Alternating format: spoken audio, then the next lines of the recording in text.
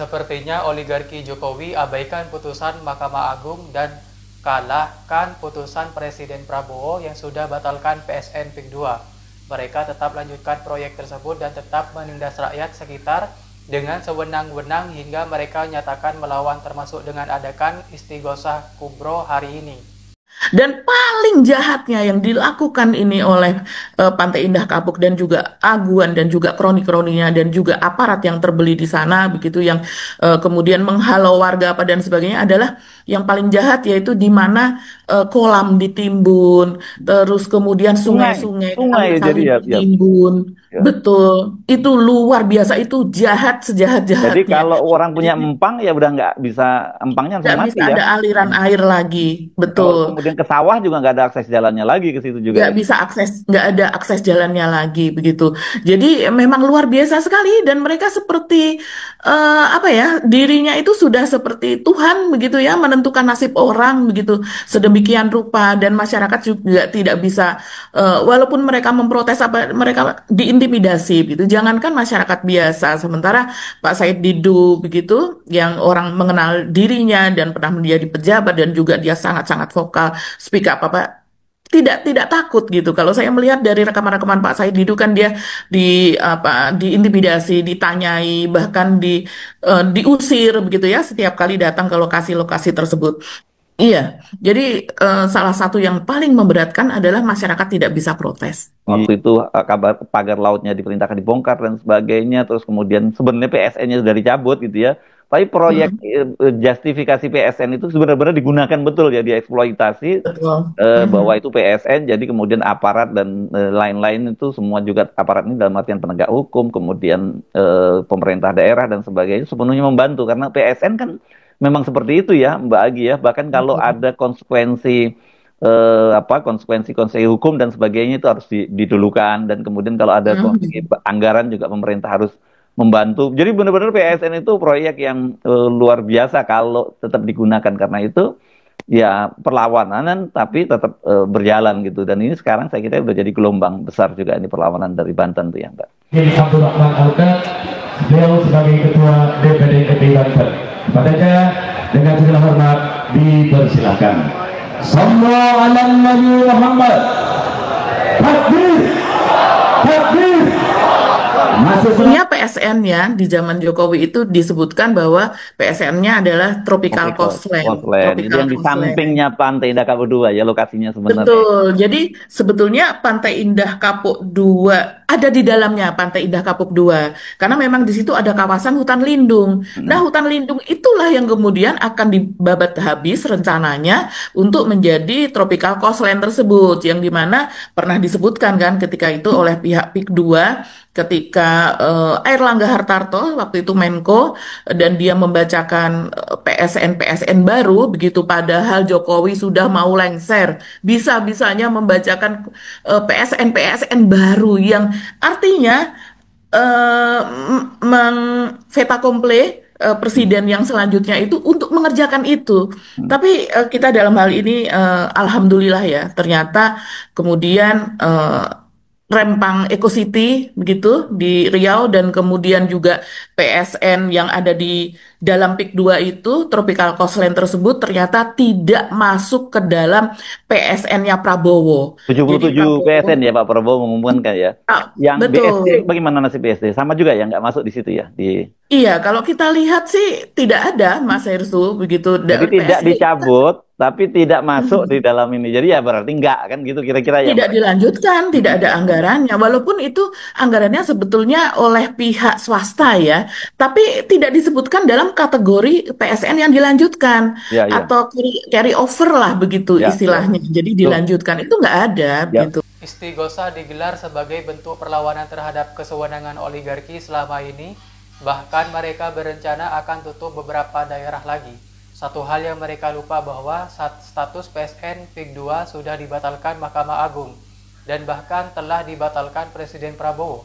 Apa mereka akan melawan pemerintah? para majengan, para tokoh masyarakat setempat, wakil khusus itu kepada imam besar kita Al Habib Muhammad Rizik bin Hussein bin Syihab, begitu juga kepada guru besar kita Abuya Ki Haji Ahmad Qurtubi Zailani, begitu juga hadir di tengah-tengah kita. Yaitu Lagi sudah muncul seruan dari UAS Ustadz Abdul Somad gitu agar segenap masyarakat begitu ya yang membela NKRI, yang menginginkan tanah air ini berkeadilan, baik-baik saja, masyarakat tidak diusir dan sebagainya, itu mengikuti Istighosah Kubro ini yang diadakan di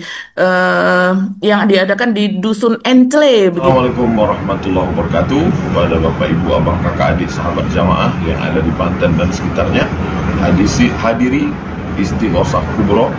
Catat tanggalnya hari Ahad 29 Juni 2025 ba'da zuhur sampai selesai di lapangan sepak bola Sukawali, Tangerang, Banten. Insya Allah dihadiri Imam Besar Habib Rizik Syihab, Abuya Kiai Haji Ahmad Qurtubi Jailani, pengurus DPP FPI dan DPD FPI Banten, para ulama, tokoh, aktivis masyarakat Banten. Ingat, man mata duna malihi fahuwa syahid. Orang yang mati membela harga dirinya, harta benda miliknya, maka matinya adalah mati syahid. Allahu Akbar. agar senantiasa selalu diberikan panjang umur oleh Allah, diberikan sehat walafiat. Amin ya rabbal alamin. Langsung saja, yang pertama, saya selaku ketua panitia dalam acara Istighosah Kubro pada tahun ini, yang pertama saya ucapkan terima kasih sebanyak-banyaknya kepada semua yang sudah membantu untuk daripada suksesnya acara ini. Biasanya Istighosah Kubro ini adalah karena ada sesuatu yang kita inginkan, yang mencari keberkahan dari Allah, mencari perlindungan begitu dari Allah, karena ada sesuatu yang sangat urgent, karena ada sesuatu yang sangat ingin kita mintakan gitu. Dalam hal ini ya tentunya ketidakadilan tersebut, Mas Ersu.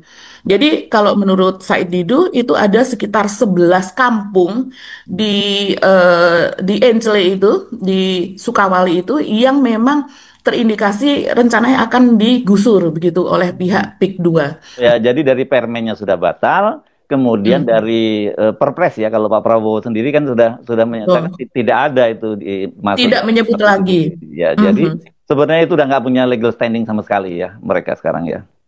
Sudah tidak ada legal standingnya sama sekali. Karena dari 77 proyek strategis nasional PSN yang ditandatangani oleh Prabowo pada awal Maret, kalau tidak salah tanggal 5 Maret itu yang 48 itu memang carry over atau melanjutkan PSN dari Jokowi.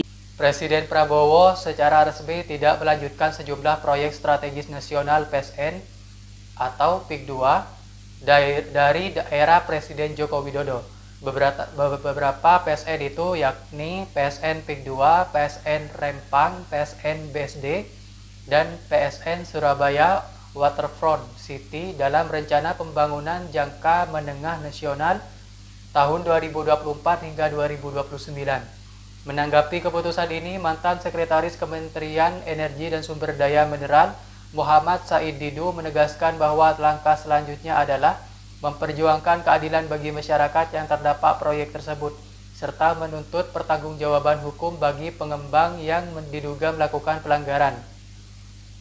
Ia juga menekankan pentingnya upaya hukum bagi masyarakat yang telah menjadi korban intimidasi atau kriminalisasi oleh pengembang dan aparat yang diduga memaksa pelepasan atau penjualan tanah mereka. Selain itu, Said Didu menyoroti dugaan penyalahgunaan aset negara dalam proyek-proyek tersebut dan mendesak agar ada tindakan tegas dari aparat penegak hukum. Lebih lanjut, ia juga menyertakan pemulihan lingkungan dan infrastruktur yang telah rusak akibat proyek-proyek tersebut, serta pengembalian lahan PSN ke negara termasuk kawasan hutan mangrove yang terdampak. Pernyataan Said Didu ini mendapat perhatian luas terutama dari masyarakat dan aktivitas lingkungan yang menilai bahwa pembatalan proyek-proyek strategis ini harus diikuti dengan langkah hukum untuk mengembalikan hak-hak masyarakat yang terdampak.